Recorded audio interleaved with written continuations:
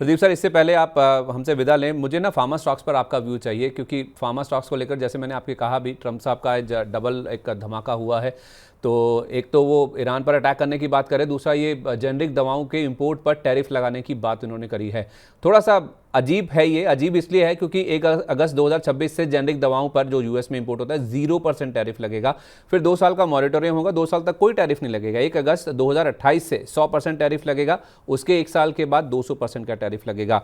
आज Lupin, Glenmark, Alkem, Mankind हमने देखा भी था लूजर्स में, औरोबिंदो फार्मा, ये जितनी जेनरिक दवाएं बनाने वाली कंपनियां, इनमें हमने देखा है कि आज काफ़ी इंपैक्ट देखने को मिला। इसका डर है केवल कि 2 साल बाद टैरिफ लगेगा, ऐसा ट्रम्प साहब ने कहा। हालांकि कुछ एक्सपर्ट्स कह रहे हैं कि ऐसा कोई डरने की बात नहीं है, कोई टैरिफ नहीं लगेगा। आपका व्यू सर, और फार्मा स्टॉक्स पे क्या किया जाए? देखिए, ओवरऑल निफ्टी फार्मा इंडेक्स को देखेंगे, थोड़ा बहुत प्रॉफिट बुकिंग देखने को मिला है, और रिसेंटली देखेंगे सर अच्छा खासा चला भी था। और चलने के बाद कुछ ना कुछ रीजन चाहिए, तो रीजन मिल गया है, प्रॉफिट बुकिंग देखने को मिल रहा है। और जो नाम आपने लिया है, सपोज लुपिन, ग्लैंडमार्क, सो लुपिन का ना हमारा कॉल था 2150 के आसपास, और 3000 के आसपास का टारगेट था। सो मुझे लगता है कि लुपिन अच्छा खासा एक रैली था। आज देखेंगे लुपिन का ऑलमोस्ट 3.5% अभी नीचे है, 2426 के आसपास का प्राइस है। मुझे लगता है कि यहाँ से भी थोड़ा बहुत आपको नीचे अगर मिलता है, इज लाइक 2350, 2300 के जोन, यहाँ से मैं बोलूंगा कि लुपिन जैसे is a very fundamentally good stock है। ये ऐसे स्टॉक्स आपके पोर्टफोलियो में होना चाहिए।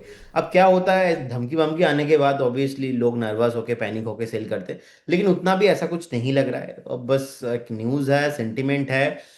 तो उस वजह से एक प्रॉफिट बुकिंग देखने को मिल रहा है। मैं एक हेल्दी करेक्शंस के तौर पे फिलहाल तो अभी देख रहा हूँ। हाँ। अगर कभी भी लुपिन जैसे स्टॉक्स आपको 2350 से 2300 के आसपास मिले, अगेन बाई करने का अपॉर्चुनिटी आपको मिलेंगे। 2150 पे एक स्टॉप लॉस मेंटेन करके 2800 के आसपास का target short term to medium term आपको आते हुए दिखाई देंगे। और इसके साथ साथ डिस्क्लेमर सर, जितने भी स्टॉक्स एंड इंडेक्स को लेकर मैंने बात किया, कोई भी स्टॉक्स एंड इंडेक्स हमारे पोर्टफोलियो में नहीं रहता है। नो कॉन्फ्लिक्ट ऑफ इंटरेस्ट, ऐसा कुछ राय हम क्लाइंटों को भी देते हैं। हो सकता है कुछ स्टॉक क्लाइंटों के पोर्टफोलियो में हो, हमारे पोर्टफोलियो में नहीं रहता है। Registration granted by SEBI, membership of BSE, certification from NISM is no a guarantee performance of that intermediary or provide any assurance of return to the investors। बहुत बहुत धन्यवाद सर आपको एंड मनी नाइन्स के सारे audience को। Have a good day. Thank you so much sir, and wish you a very good day. And रचित thank you जी। रचित sir, मेरा ड्रेस आपने चेंज किया। रचित जी, आपका व्यू ये फार्मा स्टॉक्स को लेकर, ये कितना जो डर वाजिब है, नहीं नहीं है, ये ज़रा बताइए पहले। और ये जो रिएक्शन है, जो गिरावट हो रही है, क्या ये मौका है एंटर करने का फार्मा स्टॉक्स में? सर क्लियर केस ये डर किस बात का? इतना टाइम हो गया सर इनको देखते हैं, मतलब अब तो मैं आपको बता रहा हूँ ना, ईरान वाले भी सीरियसली नहीं ले रहे। वो एक दो दिन पहले इन्होंने कनाडा पे लगा दी थी, कनाडा वाले बोले हाँ हाँ ठीक है, ट्रम्प है ना, बात कर लेंगे। मतलब आप ये देखिए, ही used to be, and he is still sitting at the most powerful man's position of the world.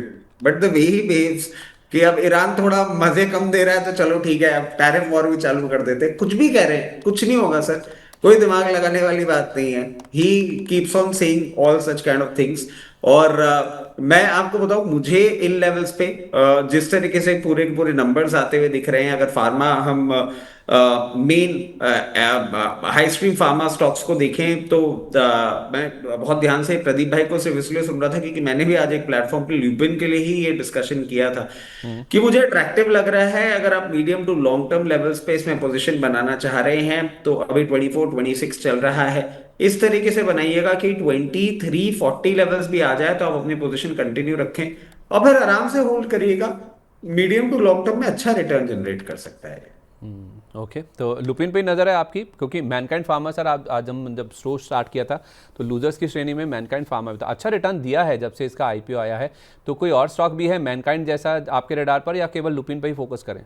Sir pharma पे ना मैं रिलेटिवली थोड़ी बड़ी कंपनीज के साथ ही ज्यादा कंफर्टेबल होता हूँ। ये मैनकाइंड, मैं नथिंग अगेंस्ट इट, बट मेरे को सेंस ऑफ कंफर्ट नहीं मिलता, और मैं कहीं ना कहीं जब तक प्रोडक्ट लाइनअप के साथ कनेक्ट नहीं करता हूँ।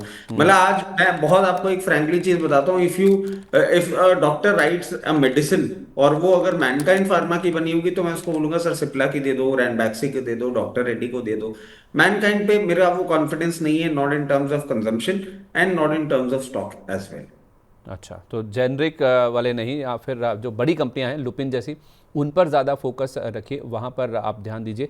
आप कह रहे हैं कि लुपिन में एंट्री करने का मौका है जो गिरावट हो रही है, तो ट्रम्प साहब के बातों के ऊपर ज़्यादा फोकस ना कीजिए, जो गिरावट हो रही है उसको आप खरीदारी के तौर पे इस्तेमाल कीजिए। बहुत शुक्रिया आपका रचित जी, अपना कीमती समय आज हमारे साथ शेयर करने के लिए। जिन भी स्टॉक्स को लेकर बातचीत हुई सर आज, उनमें कोई डिस्क्लेमर?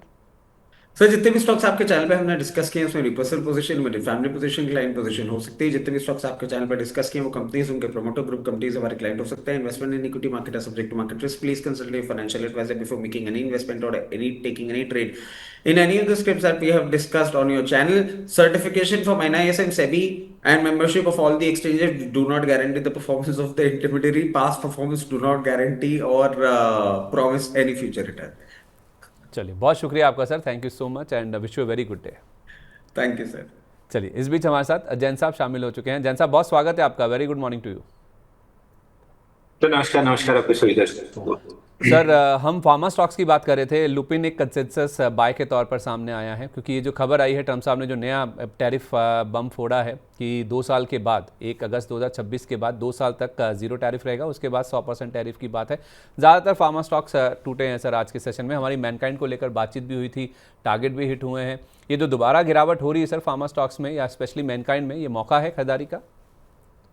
आज से मैं अवॉइड करूंगा क्योंकि इमीडिएट नीजक रिएक्शन है, थोड़ा सा 2-3 दिन निकल जाने देंगे, उसके बाद बाई करेंगे। वो कट फार्मा पे ब्रेकआउट फेल हुआ है, एक और फार्मा कंपनी पे ब्रेकआउट फेल हुआ है, एक दो कंपनी ब्रेकआउट फेल हुए हैं। और कल भी मेरे ख्याल से आपने पूछा था जब लुपिन और ग्लेनमार्क शायद हमने डिस्कस किया था कि I am reluctant to buy, मैं मिड कैप स्मॉल कैप में ज्यादा इंटरेस्टेड हूँ, तो वॉकहार्ड या इंश्योर में दोबारा से अगर ब्रेकआउट अटेम्प्ट बना तो मैं वहां प्ले करना ज्यादा पसंद करूंगा।